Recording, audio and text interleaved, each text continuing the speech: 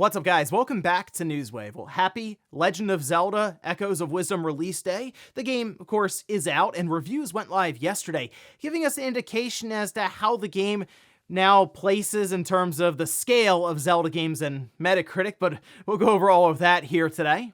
Also, we do have Ubisoft to go over because they just seem to be in quite a bit of trouble with Assassin's Creed Shadows now missing its originally intended release day, and even sales of something like Star Wars Outlaws not going the way they were hoping. It's hard to say what exactly is in store for this company right now. And then we'll also be talking about the PlayStation 5 Pro as we got more information around games that are out now and also upcoming, and how this new system should make them just play better. So if you guys enjoy these videos, make sure you hit that like button, helps out a ton. And if new here to the SpawnWave channel, make sure you subscribe down below. And of course, members of the channel do get Newswave early. If you would like to learn more about that, click the join button down below this video. And we're going to start today with Metaphor ReFantazio, as a demo is now live. In fact, they released this trailer for it here, and they say, your journey begins now. Play the Metaphor ReFantazio prologue demo on Xbox Series X, S, Windows PC, PlayStation 4, 5, and Steam. And get this, your save data will indeed convert over to the full release when it comes out October 11th. And I do get a kick out of these demos because basically you're just getting a head start on the game outright. I don't know how long the demo is. It could be an hour or two long, but still, it's nice to be able to try the game out ahead of time because this is one where they've shown us a lot and it seems like it's an overwhelming amount of information to take in.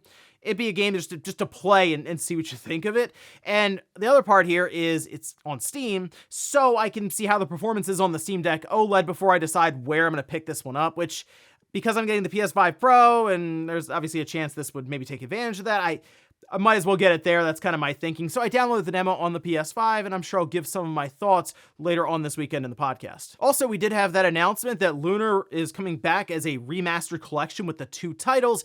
But of course, people are curious. All right, that's great. We're getting an announcement for it here. But what about a physical copy that we can buy and put in our collection? Well, while it seems like it's going to be digital at first, it does at least appear we'll have that option at some point. We can see this posted up. This is over on Noisy Pixel. Says the publisher also confirmed that release packages and details will be provided at a later date. In the past, the company has worked with limited run games on the physical release of the Grandia collection.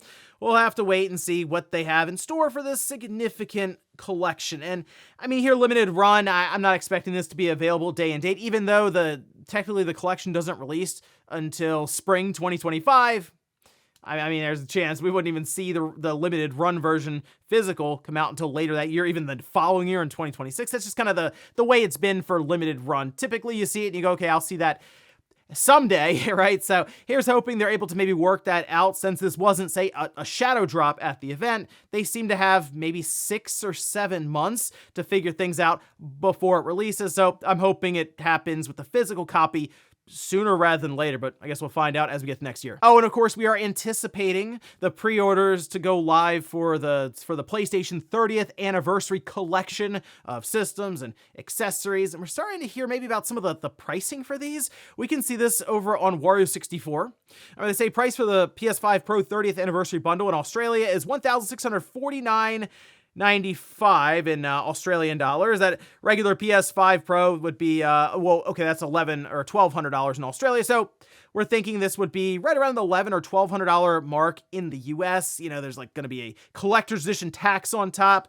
But still, I mean, it could be less than that. I would just anticipate it to be $1,200, and if it's less, awesome. Just prepare for that sticker shock to show up when they go live, which we're thinking, as he mentioned here, 7 a.m. Pacific, 10 a.m. Eastern time. So for many people out there, I see it, who are just like, okay, when they're going live, be ready early in the morning, and then hope that the site doesn't immediately crash when they turn them on, seemingly around 10 a.m. Eastern. But just be ready to go as early as possible, because this is going to get out of control when they go live. And guys, with some of the quick news out of the way, let's get into the bigger stuff. Let's start right away with The Legend of Zelda Echoes of Wisdom, which is out today, and I'll be picking the game up and trying it out. I've been looking forward to a top-down Zelda game, and while this is different than what I'd typically be used to for a top-down Zelda game, it's still an interesting concept, and there are many ideas in there that I'm curious how they will take and use in different dungeons and puzzles throughout the game. And there's a lot of interesting details that are coming out. For example, the map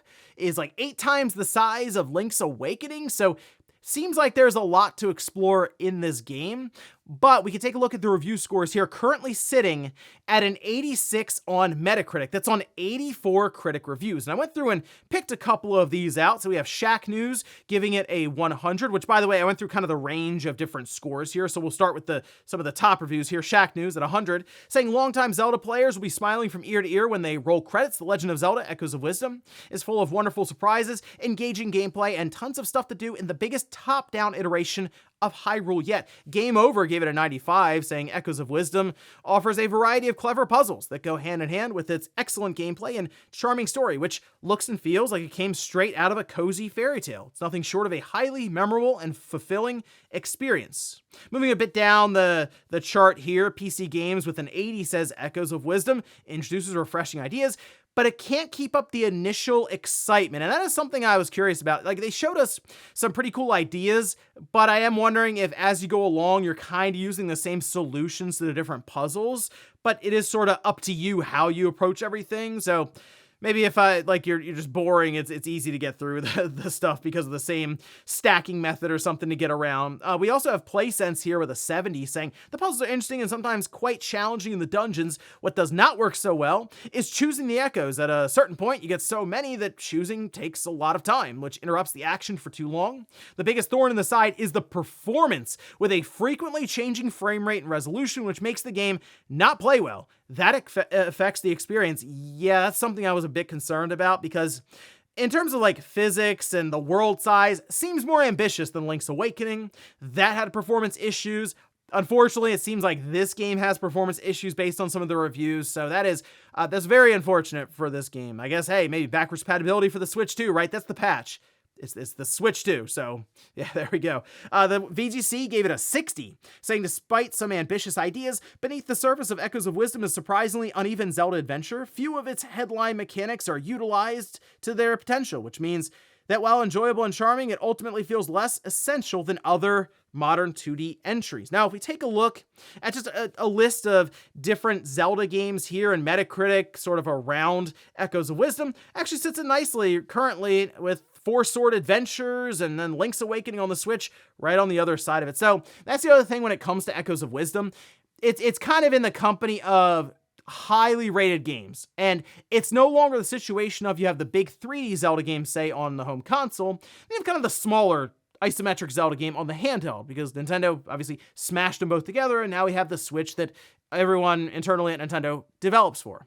So that is another thing. It's like, okay, well, it has to technically be next to Tears of the Kingdom or Breath of the Wild because it's on the same system and it's presented similarly from Nintendo as a high quality game, but it's not on that level. So yeah, because of that, you're going to see reviews maybe even compare it to Tears of the Kingdom, and indeed some of them did. So that's just kind of the way it goes now with these isometric Zelda games. I still like getting them, but I also understand it's never going to be viewed on the same kind of tier as Breath of the Wild or Tears of the Kingdom, even though I look back on Link to the Past being just that, especially for the time period that it came out in. But still, I'll check out Echoes of Wisdom myself, actually today, and again, I'll give some of my thoughts later on when I've had a chance to really sit down and play it. Next up, let's talk about Ubisoft, because it seems like this company is just outright in trouble. Like, it is not looking good currently for Ubisoft. They've done something that I don't think I've ever seen them do in the history of Assassin's Creed, and that's delay it even beyond the holiday season, which,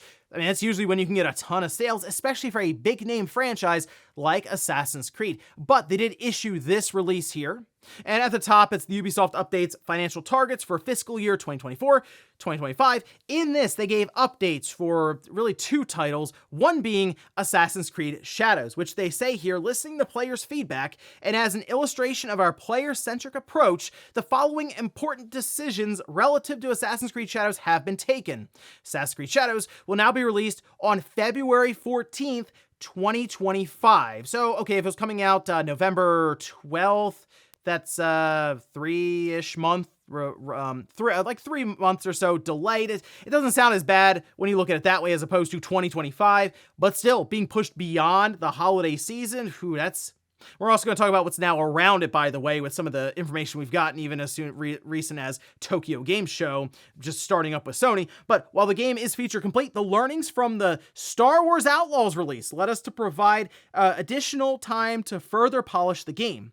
This will enable the biggest entry in the franchise to fully deliver on its ambition, notably by fulfilling the promise of our dual protagonist adventure with Naoe and Yasuke, bringing two very different gameplay styles. They'll say we are departing from the traditional season pass model. All players will be able to enjoy the game at the same time on February 14th, and those who pre-order the game will be granted the first expansion for free. So that, I guess, is, oh yeah, we're getting rid of that early access period, which is kind of annoying. I get it. Like, hey, if you want to pay the money, you can, and you can jump in. But look what happened with Outlaws. You lost your save game if you were on the PS5 and got started because there was a patch that basically made you erase it. They'll say the game will mark the return of our new releases on Steam day one. So good to see they're not going to be releasing it on their Ubisoft launcher specifically. It'll be there on Steam right away. They go on to say, additionally, despite solid ratings, Metacritic at 76, and user scores across the first party and Epic stores that reflect an immersive and authentic Star Wars universe, Star Wars Outlaws initial sales proved softer than expected. So what's their plan? Well, they're basically just going to continue working on it leading up to the holiday season. And it appears they are going to be leveraging different things like Black Friday, I'm sure Cyber Monday, and just holiday sales in general to pump up those numbers because, guys, Star Wars Outlaws is not a cheap game to make. Like, we've seen the licensing fees just outright from things like that Insomniac leak from Marvel, and that's who they'd be dealing with here, right, with Star Wars. It's, we'll be dealing with Disney, as we saw them with Marvel, that they're dealing with Disney here, and the licensing fees, very, very expensive. In this case, if they're not selling well, they're underwater for that game. So they have to figure out how to move more units. And I just don't really see many people even talking or caring much about Star Wars Outlaws anymore after that initial push for it and that discussion that was going around online. And Ubisoft, well, they don't have Assassin's Creed anymore. So the hope for holiday season is let's see if we can do something with Star Wars Outlaws, and maybe that'll work to accelerate sales. But going back to Assassin's Creed Outlaws, if you think about it, now being in February, it's kind of around some tough competition. See, because at this time, it's coming out like, the same week as Avowed? You also have now Like a Dragon, Pirate Yakuza in Hawaii, Civilization 7, Kingdom Come Deliverance 2, and the big one, Monster Hunter Wilds, because think about it, Assassin's Creed Shadows taking place in Japan, you feel like will at least appeal somewhat to the Japanese audience, even though there's been a whole thing with that as well, but you feel like it will at least appeal in some way. But Monster Hunter Wilds is out 2 weeks after Assassin's Creed Shadows, which means the hype cycle, the marketing is going to be all about Monster Hunter Wilds in Japan, so I could see many people just completely overlooking Assassin's Creed Shadows in general, and these are the games to know about now. Guys, Tokyo Game Show is happening, like, right now, as we speak. It's starting up now. Microsoft should have had their stream, and we're going to see many, many more. February is going to continue to get filled up. That first quarter is going to end up being packed, I feel like, in 2025, and that's not good for Assassin's Creed Shadows, because if Ubisoft misses on that game, I don't know what happens to Ubisoft then. This year, they've lost about half of the company's value on the stock market. This year alone. So it feels like everything for them currently is riding on Assassin's Creed Shadows. And if that misses or completely underwhelms, or as we saw here with Star Wars Outlaws, comes in with soft numbers in terms of sales, they're already doing an investigation internally to try to figure things out. And it's going to get ugly if Assassin's Creed it does not do well and misses expectations completely. Not just internally, but also on the stock market, the valuation for the company. And then you do legitimately wonder if they can find an investor and take the whole thing private and then rework things from there. But yes, sketchy times right now for Ubisoft overall. Next up, let's talk about the PlayStation 5 Pro. As we do get more information around games and the effect that this more powerful hardware will have on them, which Shinobi did a very good job on Twitter, just kind of listing and summarizing a lot of the stuff from PlayStation blog. So I'll link to that as well if you just kind of want some of the cliff notes. I picked a few out here to just point out, and Digital Foundry also had hands-on time and was able to go through a bunch of different games and, of course, do more of a visual representation as to what you can expect, which, yes, they also talked about Dragon's Dogma. Doesn't look like it's going to be hitting a nice smooth 60 FPS is what we'll say. But again, I'll go over some of the cliff notes here with a few I picked out. Starting at the top with Gran Turismo 7. We do have improved 4K, ray tracing enabled in races, and apparently there's support for not only 8K, but 8K 60 FPS.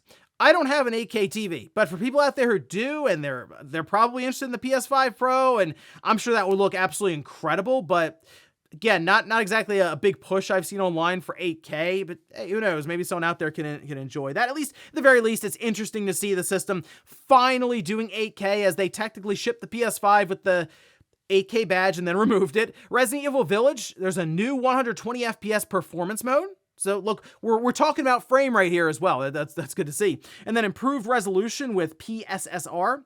Metal Gear Solid Delta, better frame rates, improved resolution with PSSR, which we still need the release date for Metal Gear Solid Delta, but when I hear, okay, the frame rate's just going to be better, yes, then I start thinking, okay, this makes more sense for the performance of the game. Stellar Blade, they're going to have a high frame rate option of, interestingly enough, 80 FPS. So, we've talked about 40 FPS mode. 80 FPS mode is technically, obviously, double that, but it works in nicely to the 120 hertz TV that is required here. So that is actually I'd be curious to see what that looks like the like how fluid that is in person. 120 hertz with the 40 FPS mode was at least a smoother looking experience. 80 FPS, I just have to assume looks really, really good in motion. But I'm sure we'll hear more information from different developers and studios as we go along and closer and closer to its release.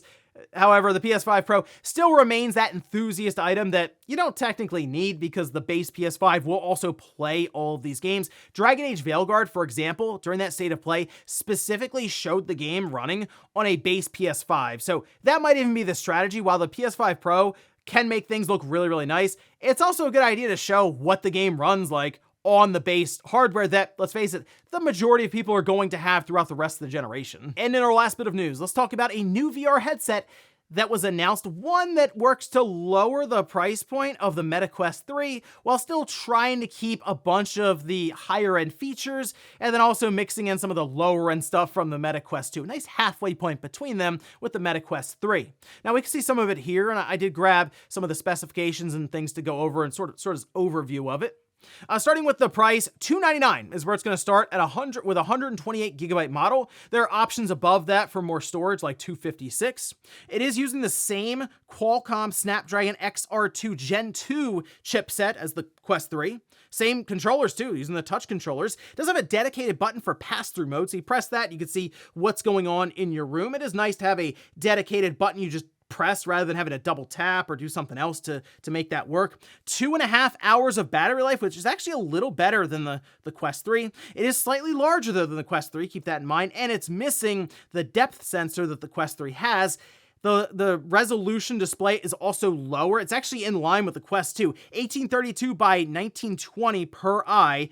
However, it will include a copy of Batman Arkham Shadow. Remember, that's coming out October 22nd, whereas the MetaQuest 3S comes out October 15th. So if you sort of take the game and work that in with the price in there, it's not bad. And the thing with the MetaQuest line that it's a bit more intriguing to people, it's an all-in-one headset. You're not connecting it to a system. There's no wires. You do rely, obviously, on a battery, so there is a predetermined amount of time you're going to play something for the most part.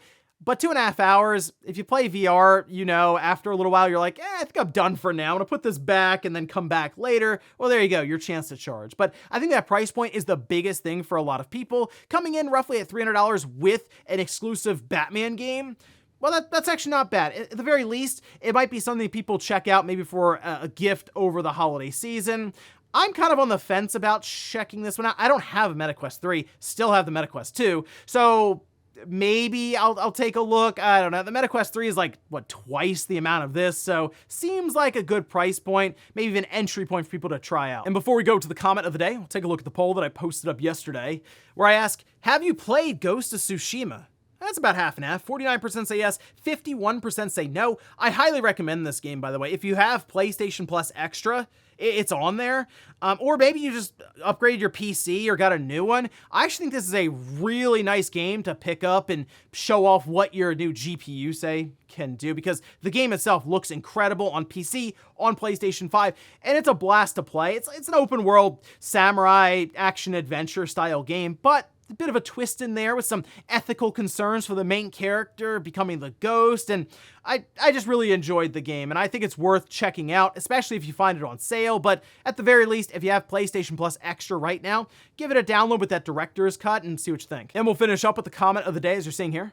This is from Steven, who says, I'm looking forward to a new Ghost game, but I'm kind of bummed we are done with Jin Sakai. Absolutely loved his story. I actually think they did a pretty good job with his just overall arc, and I understand people are like, oh, I just want to see more of what Jin Sakai's story is. Keep in mind, they can always go back and do another game, maybe with Jin as he's older or something, and my thing with this is I like the idea of them jumping around, in this case 300 years after the events of Ghost of Tsushima, introduce a new character, and because they're jumping forward, like they're still the past, which means you could still see Jin Sakai show up in some way. For example, you could have different people maybe talking about the legend of the ghost. Maybe there are tales that are passed down that you could pursue as quest lines that could lead to maybe items that Jin passes down through history. And like, there are some fun things they can do with nods to Jin Sakai and sort of the history and the foundation that his events laid out maybe for the main character with the new Ghost game. But I like the idea of them jumping around in history and in time, presenting new characters that way and pursuing new storylines that, if done well, like Ghost of Tsushima, could just end up being a whole franchise for them going forward. And ladies and gentlemen, that's going to do it here for Newswave. If you enjoyed this video, guys, hit that like button. If not, hit the dislike. Leave comments down below about everything we talked about here today. If you missed yesterday's Newswave, I'll leave it up here next to me in a card, or maybe you wanted to check in on Game & Talk, which is a podcast that happened last night where they went over a bunch of different Switch 2 leaks with Nate, RGT, and Josie. I'll leave that right below it. Thanks guys for watching, and I'll see you next time.